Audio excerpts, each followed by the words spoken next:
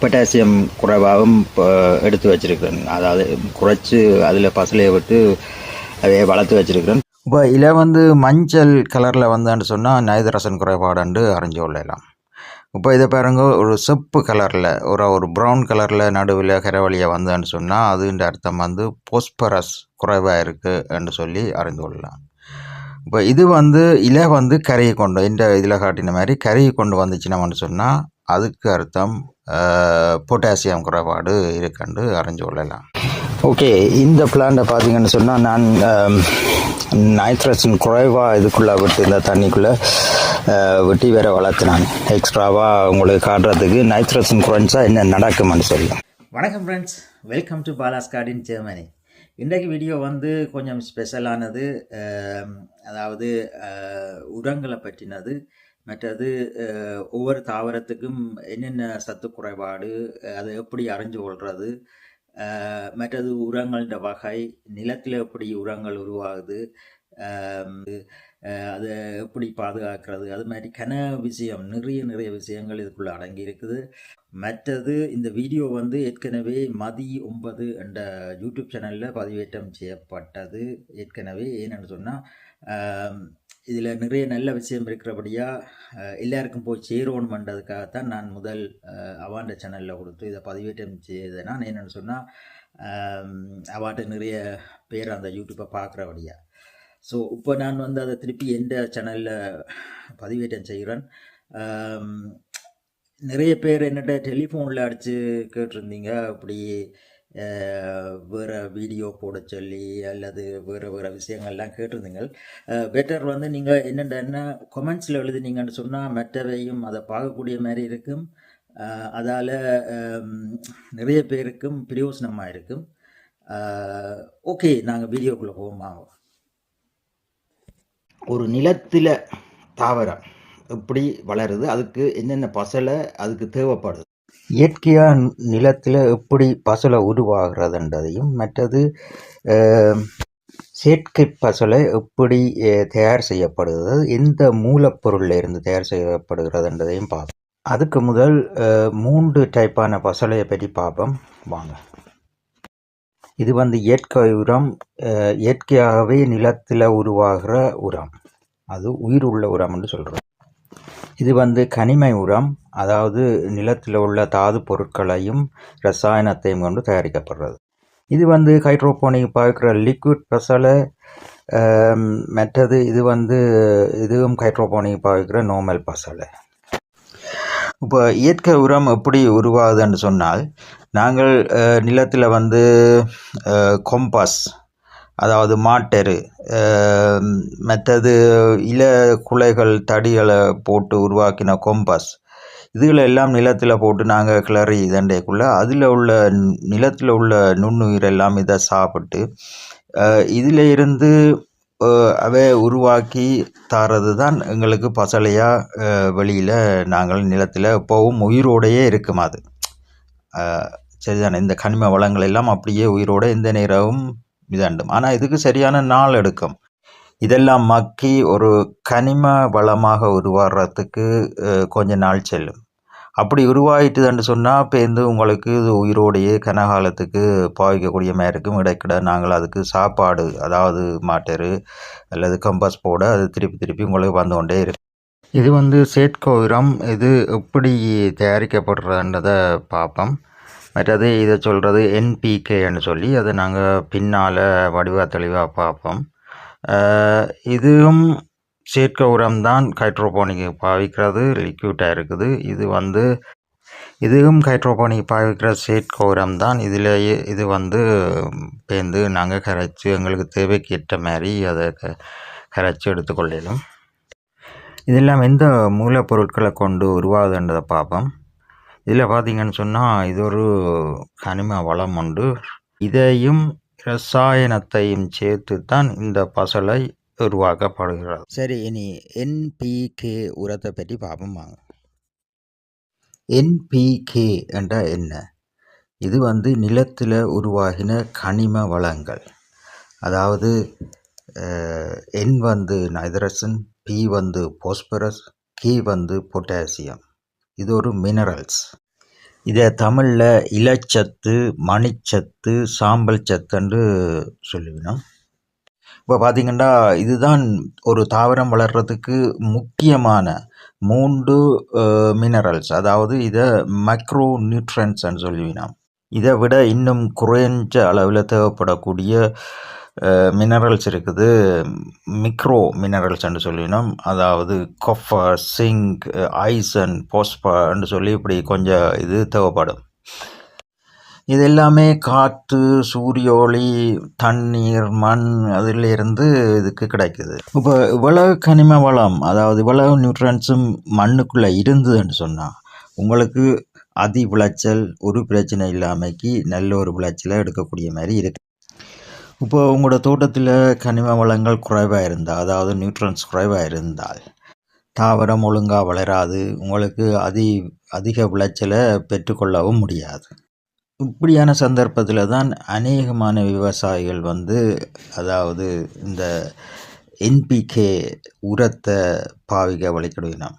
Okay, இப்போ NPK உரத்தின் தொழில்பாட்டையும் அதுன்ற நன்மை தீமை ரெண்டையும் பார்ப்போம் வாங்குவோம். இப்போ என்பிகேன்ற தொழில்பாடுன்னு சொல்லியிருக்க நான் உங்களுக்கு முதலே சொல்லியிருந்தேன். நான் என்னண்டா நைட்ரசன், பின்னு சொன்னால் போஸ்பரஸ், கேன்னு சொன்னால் பொட்டாசியம். நைட்ரசன் முக்கியமாக இலையில் உள்ள பச்சையம், இலை செழிப்பாக வளர்கிறதுக்கு முக்கியமாக தேவைப்படுது. போஸ்பரஸ் ஸ்டார்ட்டில் வேர் நல்ல கிராப்டாக இருக்கிறதுக்கும், மற்றது மரம் நல்ல செழிப்பாக தண்டுகள் எல்லாம் வளர்கிறதுக்கும், நோய் நொடி இல்லாமல் வளர்கிறதுக்கும் போஸ்பரஸ் தேவை. பொட்டாசியம் நல்ல பூ, காய், பழம், பிஞ்சுகள் வைக்கிறதுக்கும், மற்றது தோட்டத்தில் உள்ள பூக்கள் வளர்கிறதுக்கும், தண்ணியை வேரால் நிறைய உறிஞ்சுறதுக்கும் பொட்டாசியம் தேவைப்படுது. ஸோ இவ்வளோ தான் இதில் 3 முக்கியமான மினரல்ஸ். இவைன்ற தொழில்பாட்டை வச்சு கொண்டு தான் தாவரங்கள் செழிப்பாக வளர்கிறதுக்கு முழுக்க தேவைப்படுற இந்த மினரல்ஸ். இப்போ நீங்கள் ஒரு கார்டன் சென்டரில் போய் உரம் வேண்ட போனீங்கன்னு சொன்னால், அந்த உர பேக்கெட்டில் பார்த்தீங்கன்னு சொன்னால் ஒவ்வொரு நம்பர்ஸ் எழுதியிருப்பினோம். அதாவது NAக்குள்ள ஒரு நம்பர், Pக்குள்ள ஒரு நம்பர், Kக்குள்ள ஒரு நம்பர். அது ஒவ்வொன்றும் எவ்வளவு பெர்சன்டேஜ் நைட்ரசன், எவ்வளவு பெர்சன்டேஜ் போஸ்பரஸ், மற்றது பொட்டாசியம் எவ்வளோ பெர்சன்டேஜ் இருக்குன்றதை காட்டுறது தான் அந்த பேக்கெட்டில் உள்ள நம்பர்ஸ். ஓகே, இப்போ எங்களுக்கு இலை செழிப்பாக வளரணும்னு சொன்னால் நைட்ரசன் தேவை. அப்போ அநேகமாக நீங்கள் கேள்விப்பட்டிருப்பீங்க, எங்களோட நாட்டில் யூரியா கூடுதலாக பாவிக்கிறவ. யூரியாவில் நைட்ரசன் தனி தான் இருக்குது. அப்போ அதில் பார்த்திங்கன்னா 46% நைட்ரசன். அப்போ யூரியா பாய்ச்சா நிறைய இலை செடிகள், கொடிகளுக்கு நிறைய வளர்ச்சிக்கு உதவியாக இருக்கும். ஓகே, இப்போ இந்த பேக்கெட்டில் பார்த்தீங்கன்னு சொன்னால் நைட்ரசன் 0, 52% போஸ்பரஸ் இருக்குது, 34% பொட்டாசியம் இருக்குது. சரிதானே? இப்போ இதில் பார்த்தீங்கன்னு சொன்னால் 52% நிறைய காய்கள், பூக்களுக்கும், 34% வேருக்கும். இப்போ இதில் நைட்ரசன் இல்லாதபடியாக இலை வளர்ச்சிக்கு அதை எடுக்க இயலாது. இப்போ இப்படித்தான் ஒவ்வொரு தாவரத்துக்கும் என்ன உரம் தேவைப்படுது, அந்த உரத்தை வேண்டி நாங்கள் அதை தாவரங்களுக்கு கொடுக்கறது மூலம் செழிப்பாகவும் சிறப்பாகவும் எங்களோட தாவரங்களை வளர்க்கலாம். சரி, இனி ஒரு தாவரத்துக்கு என்ன உரம் பற்றாக்குறையாக உள்ளது என்பதை எப்படி காண்றது வாங்க பார்ப்போம். ஒரு தாவரத்துக்கு என்ன உரம் பற்றாக்குறையாக உள்ளது என்றதை ரியலாக பார்க்குறதுக்காக நான் ஒரு சின்ன எக்ஸ்பெரிமெண்ட் ஒன்று செய்து நான் தாவரங்களை வச்சு அதில் பார்த்திங்கன்னா உங்களுக்கு நிறைய இன்ஃபர்மேஷன் இருக்கும். வாங்க அந்த வீடியோ பார்ப்போம். நாங்கள் இப்போ இதில் ஒரு கண்டென்ட் எடுத்துட்டு அதிலேருந்து பார்ப்போம் என்ன மாதிரி இருக்குன்னு சொல்லி. ஓகே, முதலாவது என்னண்டா நைட்ரசன் இலைகளை பச்சையாக வச்சுருக்கிறதுக்கும், நல்ல ஸ்ட்ராங்கான நல்ல ஹெல்த்தியான இலை வளர்கிறதுக்கும் நைட்ரசன் கட்டாயம் தேவை. ரெண்டாவது வந்து பொட்டாசியம். பொட்டாசியம் வந்து நிறைய பூக்கள் வைக்கிறதுக்கும் பார்த்திங்கன்னா தெரியும், நிறைய பூக்கள் காய் வைக்கிறதுக்கு வந்து பொட்டாசியம் தேவை. போஸ்பரஸ் வந்து நல்ல ஸ்ட்ராங்கான வேர், நல்ல தண்டு, மற்றது பிளான்ட்டை வந்து நல்ல ஹெல்த்தியாக வச்சுருக்கிறதுக்கும் போஸ்பரஸ் தேவை. ஸோ இப்போ உங்களுக்கு புரிஞ்சிருக்கும் ஏன் இந்த என்பிகே என்னத்துக்காக இதெல்லாம் பாவிக்கிறோம்னு சொல்லி. ஸோ நீங்கள் முதல் பார்த்துருப்பீங்க அந்த நம்பர்ஸ் எல்லாம் ஒவ்வொரு பெர்சன்டேஜ் இருந்தால் தானே என்னண்டா ஒரு பெர்சன்டேஜ். அப்போ இப்போ எங்களுக்கு பார்த்துட்டு எது இந்த பிளான்ட்டுக்கு தேவைன்னு சொல்லி அதை கணக்காக அதில் கொடுக்கறது தான் அந்த நம்பர். அதாவது இத்தனை பெர்சன்டேஜ் நைட்ரஜன், இத்தனை பெர்சன்டேஜ் போஸ்பரஸ், பொட்டாசியம்னு சொல்லி அப்படியே போய்கொண்டிருக்கும். ஸோ இப்போ உங்களுக்கு இது நல்ல ஹெல்த்தியான பிளான்ட் பார்த்திங்கன்னா தெரியும். நல்லா பூவெல்லாம் நிறைய வச்சு காயும் காய்ச்சிருக்குது, ஹெல்த்தியாகவும் வளர்ந்துருக்கு. நான் உங்களுக்காக எக்ஸ்ட்ராவாக ஒரு 2 பிளான்ட் வந்து நான் எடுத்து வச்சுருக்கிறேன். ஒன்றில் நைட்ரஜன் குறைவாகவும் மற்றதில் பொட்டாசியம் குறைவாகவும் எடுத்து வச்சுருக்கிறேன். அதாவது குறைச்சி அதில் பசலையை விட்டு அவையை வளர்த்து வச்சுருக்கிறேன். பாருங்கள் அவையை வளர்த்தி என்ன மாதிரி இருக்குன்னு பார்ப்பாங்க. அப்போ உங்களுக்கு புரியும் என்னத்துக்காக இது நாங்கள் அந்த என்பிகே என்றது. ஓகே, இந்த பிளான்ட்டை பார்த்தீங்கன்னு சொன்னால் நான் நைட்ரஜன் குறைவாக இதுக்குள்ளே விட்டு இந்த தண்ணிக்குள்ளே வெட்டி வேற வளர்த்தினான். எக்ஸ்ட்ராவாக உங்களுக்கு காட்டுறதுக்கு நைட்ரஜன் குறைஞ்சா என்ன நடக்கும்னு சொல்லி. நான் ஏற்கனவே சொன்ன மாதிரி இங்கே வேறுங்க அதில் அந்த பச்சையம் ஒன்றும் இல்லை.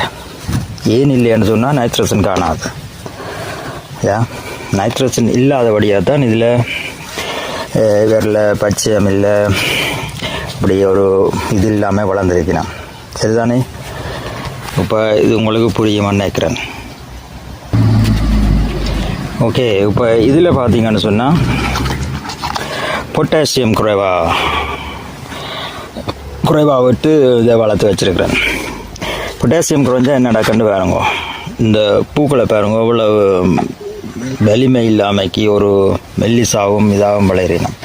ஆக பொட்டாசியம் இருந்தால் தான் நிறைய இப்போ அதில் பார்த்த மாதிரி இங்கே இருக்கிறார். இதில் பார்த்த மாதிரி ஸ்ட்ரென்த்தான பூ பாருங்க. இது இந்த தடிப்பையும் இப்போ இதில் பார்த்திங்கன்னா அவ்வளோ இந்த ஒவ்வொரு ஹெல்த்தியாக இருக்க அந்த ஒவ்வொரு பூக்களும் இதுகளும். பவரில் வந்து பார்த்திங்கன்னா எவ்வளோ மெலிஞ்சு போய் இதாண்டு போயிருக்கிறேன். ஏன்னு சொன்னால் இதில் பொட்டாசியம் நான் குறைய கலந்தபடியாக தண்ணிக்குள்ள. சரிதானே? இப்போ விளங்கியிருக்குமான்னு நினைக்கிறேன் நான் என்னத்துக்காக என்பிகே என்றது. ஒரு தாவரத்தின் இலையை பார்த்து நாங்கள் அறிந்து கொள்ளையிலும் என்ன உரம் அவைக்கு பற்றாக்குறையாக உள்ளது, எப்படி நிவர்த்தி செய்கிறன்றதை பார்ப்போம் வாங்க. உதாரணத்துக்கு பொட்டாசியம் குறைவாக இருந்தால் இலையின் விளிம்பெல்லாம் ஒரு கருக்கல் கறி கொண்டு வரும். இதில் தெரியல, இப்போ தான் ஸ்டார்ட் ஆகினோம் வடிவம். அதில் நான் காட்டிலாமல் இருக்குது. ஒரு படத்தை நான் உங்களுக்கு போகிறேன் வந்து. இப்போ இதில் பார்த்திங்கன்னா நைட்ரஜன் குறைபாடால் இலை வந்து மஞ்சள் அடித்து கொண்டு மஞ்சளாக இருக்குது.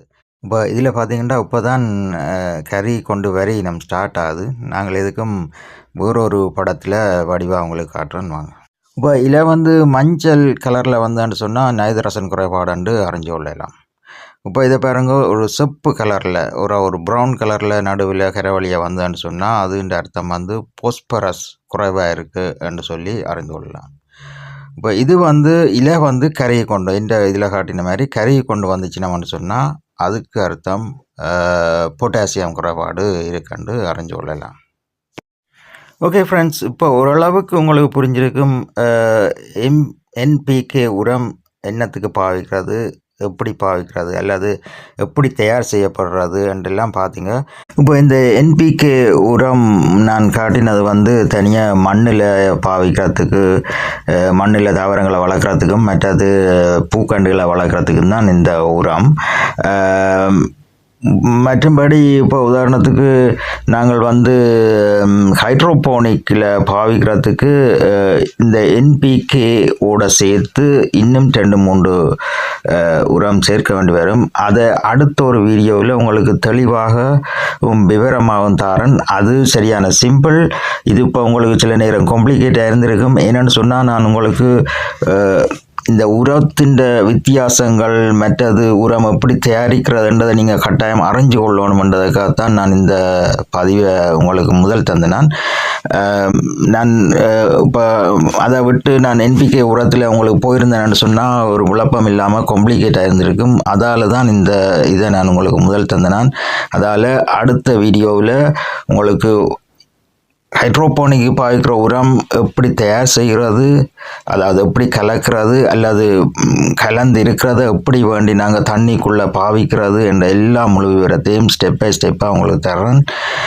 இப்போ ஓரளவுக்கு உங்களுக்கு என்பிகே உரம்ண்டா என்ன அல்லது அது எப்படி பாவிக்கிறது, எந்த நேரத்தில் பாவிக்கிறது எல்லாம் ஓரளவுக்கு புரிஞ்சிருக்குமென்னு நினைக்கிறேன்.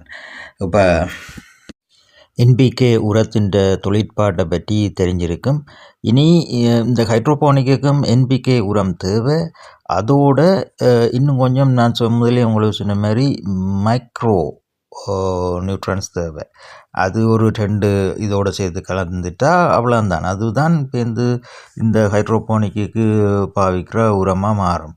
அது நாங்கள் இது லிக்விட்டாகவும் விற்கணும். அதாவது ஏபி மிக்ஸ்ன்னு சொல்லி இப்போ நீங்கள் படத்தில் பார்க்குறது ஒரு பிராண்ட் உண்டு. ஆனால் இதே மாதிரி கணக்க வேறு பிராண்டில் எல்லாம் இருக்குது ஏபி மிக்ஸ். இந்த ஏபி மிக்ஸில் எல்லாமே கம்ப்ளீட்டாகவே எல்லாமே கலந்து விற்கணும். தனியாக நீங்கள் அதை வேண்டியது தண்ணிக்குள்ளே எவ்வளோ வேண்டிய அதில் அளவு இருக்குது. அந்த அளவில் ஏல கொஞ்சம் பியில் கொஞ்சம் விட்டால் சரி, அவ்வளோந்தான். வேறு ஒன்றுமே செய்ய தேவையில்லை. இதில் எல்லாமே பிரிவாக வந்திருக்கு. அதாவது மக்ரோ நியூட்ரன்ஸ் என்றதும் மிக்ரோ நியூட்ரன்ஸ் என்றதும் இதில் பிரித்து வச்சிருக்கணும். எல்லாம் குருணல் மாதிரியும் பவுடர் மாதிரியும் வரும். இதை நாங்கள் தண்ணியில் கரைச்சி எங்களுக்கு ஏற்ற மாதிரி இதை பாவிக்கணும். ஓகே ஃப்ரெண்ட்ஸ், இதை பற்றி டீட்டெயில்ஸாக நான் அடுத்த வீடியோவில் உங்களுக்கு வடிவாக தரேன். என்ன ஃபர்டிலைசர் வேண்டணும், எப்படி கரைக்கணும் எல்லாத்தையும் அடுத்த வீடியோவில் முதலே சொன்ன மாதிரி நான் தரேன். மற்றது கூடுதலான ஆட்களுக்கு நான் இதை பற்றி சொன்னோன்னே, அதாவது ஹைட்ரோபோனிக் தண்ணி இல்லாமல் தாவரம் வளர்க்கலாம்னு சொன்னாலே எல்லாருமே இது ஒரு மண் இல்லாமைக்கு தண்ணியில் நீங்கள் இந்த உரத்தை கலக்கைக்குள்ளே நிறைய மனுஷருக்கு பிரச்சனையை கொடுக்கலாம் அப்படி இப்படின்னு சொல்லிடலாம் போட்டு குழப்பிக்கொள்ளினோம். இது சிம்பிளாக நீங்கள் உண்டை யோசிங்கோ. மனுஷருக்கு தேவையான எல்லா ஊட்டச்சத்தும், அதாவது நான் முதல் சொன்ன மாதிரி nitrogen, phosphorus, potassium, calcium, magnesium, manganese அப்படின்னு சொல்லி கணக்கு தவறுது தேவையான அவ்வளவும் மனுஷருக்கு தேவை. சரிதானே? அந்த இதில் இப்போ மண்ணில் இயற்கையாக அது உருவாகுது அந்த அவ்வளவும். ஆனால் இப்போ நாங்கள் தண்ணியில் தண்ணியில் அது ஆட்டோமேட்டிக்காக வராது. அப்போ அதுக்குரிய இதை நாங்கள் அந்தளவு ஊட்டச்சத்தையும் இதில் அவ்வளோத்தையும் எவ்வளோ அளவு மண்ணில் இருந்து தாவரம் எடுக்குமோ அந்த அளவு அவ்வளோத்தையும் நாங்கள் கணக்காக இதுக்கு கரைச்சி கொடுக்குறோம். அவ்வளோந்தான். மற்றும்படி உதாரணத்துக்கு நீங்கள் யோசிச்சு பாருங்க. இப்போ எங்களுக்கு மேக்னீசியம் குறைபாடுன்றோன்னு நாங்கள் போய் ஒரு டேப்லெட்டை எடுக்கிறோம், மேக்னீசியம் டேப்லெட். ஸோ அதுவும் ரசாயன முறைப்படி தான் நான் தயாரித்தது. அப்போ அதே மாதிரி தான் இது கிட்டத்தட்ட. சரிதானே?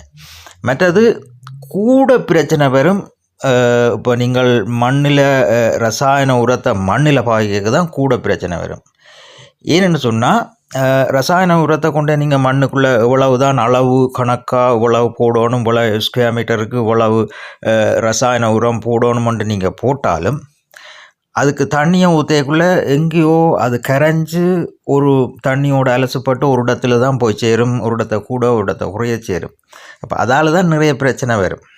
சரிதானே? இப்போ இதில் தண்ணியில் கலக்கைக்குள்ளே இதுக்கண்டு சரியான அளவு இருக்குது. அந்த அளவு கணக்காக தான் இருக்கும். உதாரணத்துக்கு நாங்கள் ஒரு கால்சியமோ மெக்னீசியம் டேப்லெட்டுக்கண்டா அதில் இத்தனை மில்லிகிராம் நீங்கள் எடுக்கணும், 1 கிழமைக்கோ 2 கிழமைக்கோன்னு இருக்குது. அதே மாதிரி தான் இதுலேயும் இப்போ இதே கணக்காக அதுக்கு கொடுக்குறோம். அவ்வளோதான். அப்போ அந்த தாவரம் அந்த ஊட்டச்சத்தை எடுத்து வளர்ந்து கொண்டு வருது. சரிதானே? அப்போ இதில் நீங்கள் பெருசாக போட்டு இதை மண்டையை குழப்பி கொள்ளாதீங்க. இவ்வளோதான் விஷயம். இது ரசாயன உரம்தான். ஆனால் இப்போ நீங்கள் போய் கடையில் வேண்டிங்கன்னு சொன்னால் மரக்கறி 99% இந்த முறைப்படி செய்தால் தான் வருது. மற்றது ஏசியன் சைட்டில் சிலோன்லேயோ இந்தியாவிலேயோ எங்கே பார்த்தாலும் இந்த உரம் இல்லாமைக்கு எங்கேயுமே தோட்டம் செய்கிறத நான் பார்க்கல. சரிதானே? அதொரு இது. மற்றது இப்போ நாங்கள் நேச்சுரலாக ஒரு தோட்டத்தை செய்ய போகிறோம்னு சொன்னாலும் இப்போ நான் என்ன பார்த்தீங்கன்னு சொன்னாலும் நான் மண்ணிலையும் தோட்டம் செய்கிறேன், இதுலேயும் தோட்டம் செய்கிறேன். சரிதானே? மண்ணுக்கு நான் ஒரு காலம் ரசாயன உரம் கொடுத்தது கிடையாது இது வரைக்கும். ஸோ அதால் நீங்கள் பெருசாக போட்டு குழப்பிக்கொள்ளாதீங்கோ. இது மண்ணில் ரசாயனத்தை உரத்தை போடுறதை விட இது பெட்டர். அவ்வளோதான் நான் சொல்லுவேன். நான் அதுக்காக நான் சொல்லல இது நல்லம் என்று நான் உங்களை இதண்டையில் இயற்கையாக வர்றது எப்போவுமே நல்லம்தான். இப்போ நான் சொல்ல வர்றது என்னன்னு சொன்னால், அதாவது மண்ணில் ரசாயன உரத்தை பாவித்து தங்களோட காய்கறியை எடுக்கணுமோ அதை விட 1000 மடங்கு பெட்டர் நீங்கள் இப்படி ஒரு தோட்டத்தில், அதாவது ரசாயன உரத்தை தண்ணியில் கலந்து அதில் வர மரக்கறியை சாப்பிட்றது 1000 மடங்கு பெட்டர். ஏன்னு சொன்னால் அது நான் உங்களுக்கு ஏற்கனவே சொன்ன மாதிரி மண்ணில் போடையக்க நிறைய பிரச்சனைகள் வரும். அதாவது ரசாயன உரம் மண்ணில் பாவிச்சா நிறைய பிரச்சனை வரும். தண்ணியில் கலக்க சரியாக அக்குரேட்டாக அந்தளவு இருக்கும். எல்லா இடமும் தண்ணியில் கலந்தாப்புறம் அது எல்லா இடமும் ஒரே அளவாக தான் இருக்கும் தண்ணியோடு. அப்போ அதால் பிரச்சனை வரும். அதைத்தான் நான் உங்களுக்கு விளங்கப்படுத்துகிறேன். தவிர மறுபடி நீங்கள் நினைக்காதீங்க நான் நேச்சுரலாக இருக்கிறத விட பெட்டர்ன்னு நான் சொல்லலை. இது எப்போவுமே நேச்சுரலாக வர்றது பெட்டர் தான். ஓகே ஃப்ரெண்ட்ஸ், இந்த வீடியோ புரிஞ்சிருக்கும்னு நினைக்கிறேன். மறக்காமல் சப்ஸ்கிரைப் பண்ணுங்கள், கமெண்ட் பண்ணுங்கள், ஷேர் பண்ணுங்கள். மீண்டும் சந்திக்கும் வரை ஜெர்மனிலிருந்து பாலா. நன்றி, வணக்கம்.